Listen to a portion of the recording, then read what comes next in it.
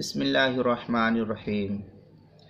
نصف النہار سے پہلے پہلے فرد اور نفل روزے کی نیت کا کیا حکم ہے؟ جواب: نصف النہار شرعی جو عام جنتریوں میں عام طور پر ضحوہ کبریٰ کے نام سے لکھا رہتا ہے، یعنی صبح صادق اور غروب آفتاب کا بالکل درمیانی وقت، تو نصف النہار شرعی سے پہلے پہلے تک اگر رمضان کے ادا روزے کی نیت کر لی جائے تو روزہ صحیح ہو جائے گا، یعنی اس وقت کے بعد نیت معتبر نہیں لکھی ہے فقہا نے۔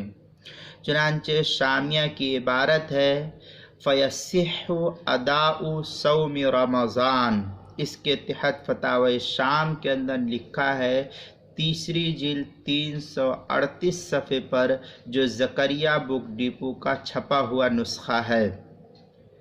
فتاوی ہندیہ جو ہندی نسخہ ہے قدیم، اس کی پہلی جلد 195 صفحے پر اس کو نقل کیا ہے۔ اردو کتاب المسائل کے اندر بھی اس کو نقل کیا ہے، دوسری جلد 147 صفحے پر۔